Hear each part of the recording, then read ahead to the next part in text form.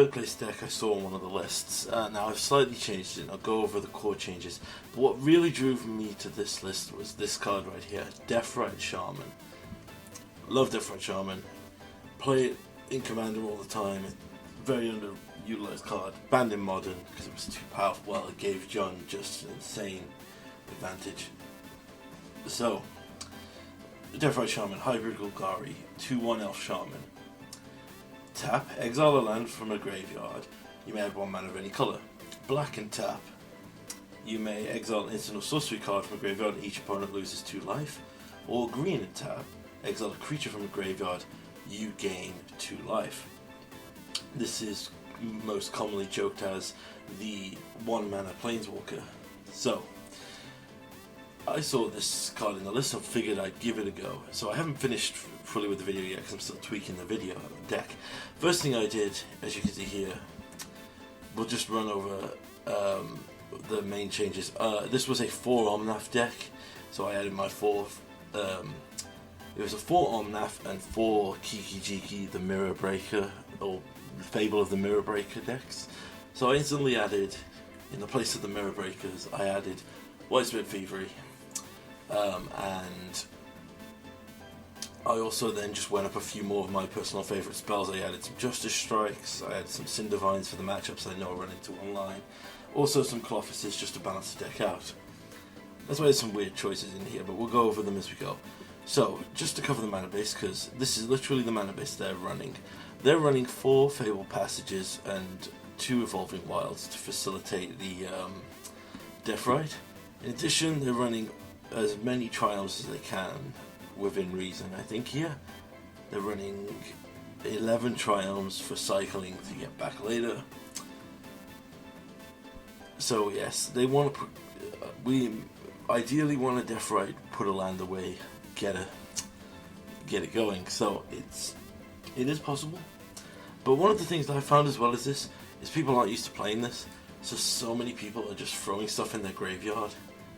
And it happens in the match I'm going to show you at the end of this tech video, where an opponent literally throws a rat in the graveyard for later, forgetting that Deathrite can't get rid of creatures. So for our targets with Bring to Light, as we said before, our Bring to Light's ability is to search for a creature, instant or sorcery card, mana value less or equal to the number of colours spent on this. We ideally want 5 to obviously grab on it. Visit. As I said before, look at the top 10, add 1 of every guild colour to your hand. Everyone knows this card. So, as I said before, we have the obvious tricks here where we can grab Valky with a 2 Bring to Light but cast 7 mana Tybalt. Or we have as well, a lot of decks have started running Selfless Glyphweaver. This is a 3 mana, 2 and a white. Exile the Glyphweaver and target creature you can target indestructible to the end of turn, so it's a combat trick. But it also has an 8 mana on the dark side of choose target creature or planeswalker, then destroy all other creatures or planeswalkers. So it's kind of like a super time wipe, except it doesn't bounce the card, but you do get to save 1 thing. And again, you can cheat this in with the Bring to Light strategy. Another card for the cheat in here is the Flower Flourish. So I haven't done it yet, but with the Bring to Light you could aim for the flower but cast Flourish, because you exile the card and choose what you would cast off it. I need to look at the split cards. Even though I've got extensive knowledge playing them in Commander, I need to see if there's any other viable ones I can add. This is a full 4 of NIVs, because we're running an 80 card deck. We got 2 Supreme Verdicts, uncounterable board wipes. 4 Widespread Thievery, Glyphweaver we covered. We got 4 Wandering Minds to dig and find our answers. So it grabs non-creature, non-land from the top 6 when it enters the battlefield. 2 Colligan's Command for all-round answers and destruction. 2 Colossuses for graveyard hate, grind, eventual value. Full playset of Vanishing Verses, because it answers so many good threats in the format. 3 Drown in the Locks. This is in response to obviously the sudden incursions of a huge amount of graveyard decks and delve decks, so they fill their graveyards easily, so these spells are pretty active most of the time. 3 copies of Dreadbore. I'm thinking of changing this eventually. This is still a changed version of the deck I'm running here. 3 copies of Abrupt Decay to uncounterable answer any threat.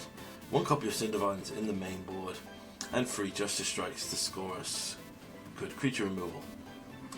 Now, moving along to our sideboard. This is the thing I've changed the most since I got here. A single D-Spark for extra removal against big threats with the potential rat combos and stuff. And 3 more Cindervines. So I love playing a full set of Cindervines now, particularly with the cantrippy Phoenix decks, the rat combo reanimation / Esper decks like the one I placed earlier, just to deal with that. Full play set of Mystic Disputes because it's just so good against control, grindy matchups where they think they can get a spell in and get going there.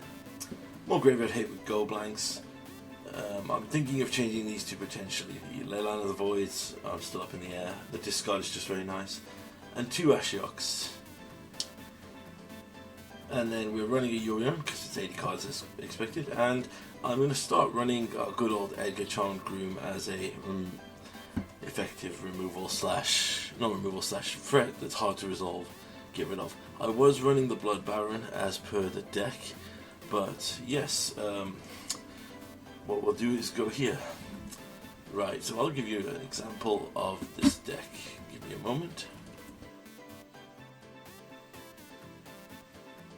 Right, so my opponent here is the Gingerbread Man, and I start here with dropping the Deathrite Shaman off right away, and I've chosen this one for 2 reasons. This first match is kind of hilarious because it shows you that people aren't used to this. So you'll notice that I've drawn 2 of the widespreads here. Our opponent goes to their end step. We don't get to cast anything because we have 3 widespreads. They now drop in a Greasefang, so on their turn, I wait for the Kaito, then exile Greasefang.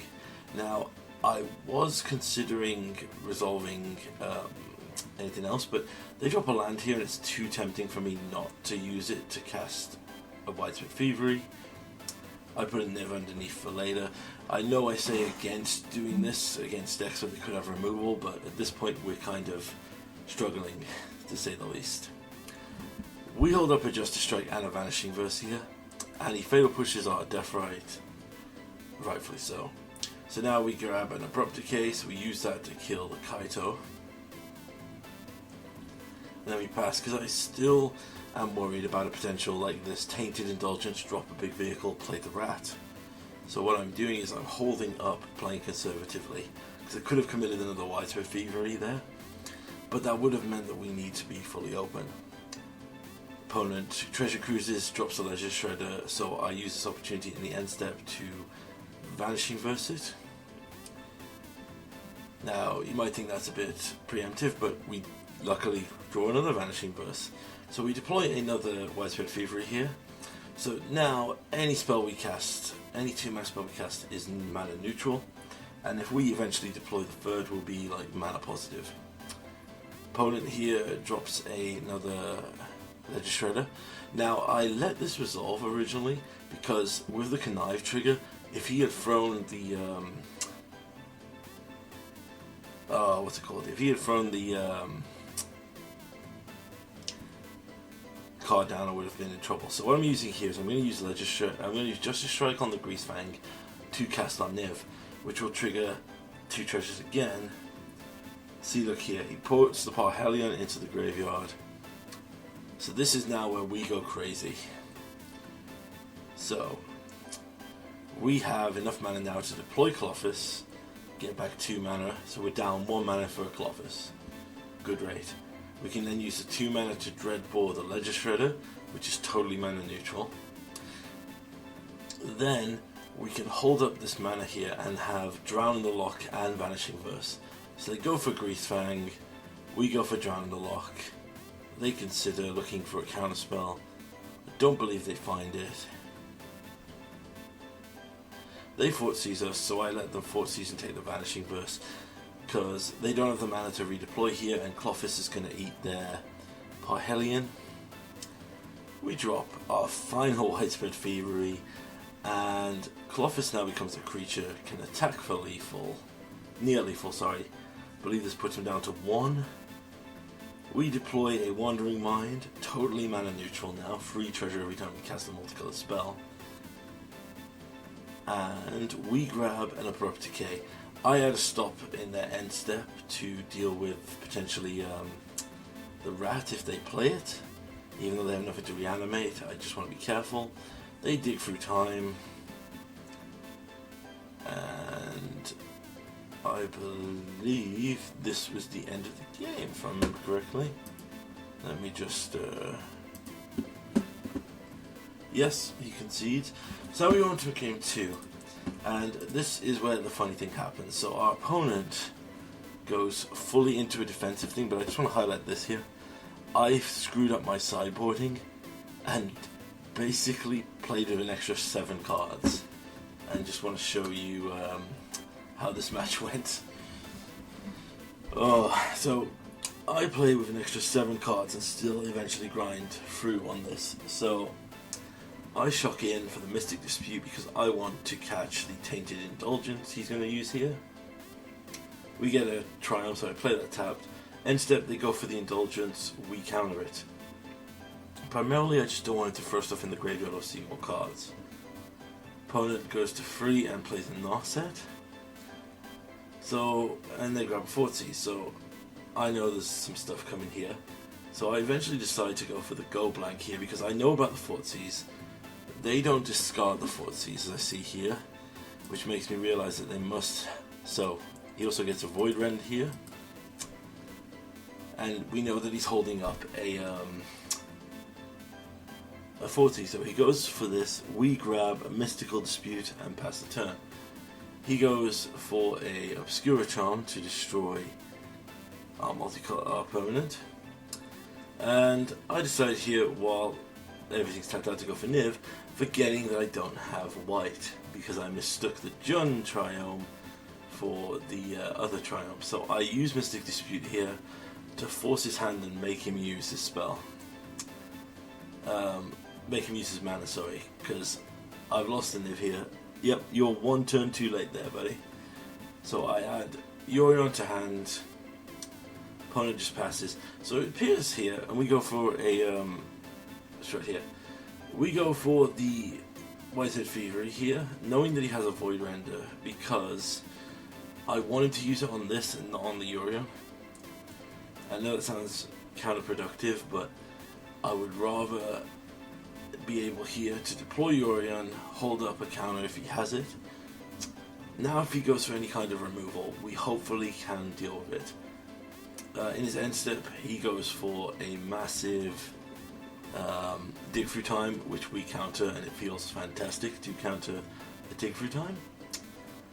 Opponent plays a second copy of Narset here, and I resolve here that I must now exile the Narset and go to combat. You may notice that our opponent is not fully going in here on the rat combo here. They use Noxious Grasp to take out our thing. We deploy a Colossus here, and now it's a slow grind to victory. So they deploy a Monastery Mentor here. This appears to be their backup win con for this deck. We can't just strike it here because it just deals with it. So what we do is here, I deploy this, play a land because I need double white for the Supreme Verdict. I need to look at the white in this deck because it seems to be lacking. We get attacked here, but it's not a big deal because we're getting attacked for free, but Colossus is going to gain us 2 every time. So they deploy a Grease Fang, I go for the Supreme Verdict, and I deploy an Ashiok to get rid of their graveyard. Now, you might see that's counterproductive. Play a second Monastery Mentor and kick a Blood Cheats first.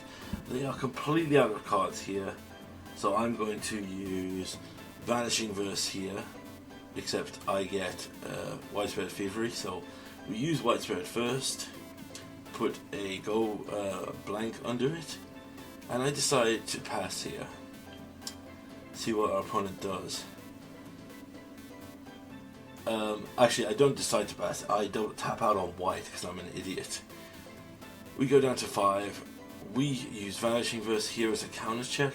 They have 1 card in hand. I was hoping they'd use it there, but instead we use the Bring to Light here to grab a NIV Mizzet, which will cast us another treasure. So that gives us up to 3 treasure, and we get to grab a Vanishing Verse, Culligan's Command, and Wandering Mind, Abrupt Decay. Right, opponent draws for the turn, and they have drawn Void Render, so we can't counter this, so I let it happen. They're still holding 1 card in hand here. We're only taking 2, we're going to get back with Colossus.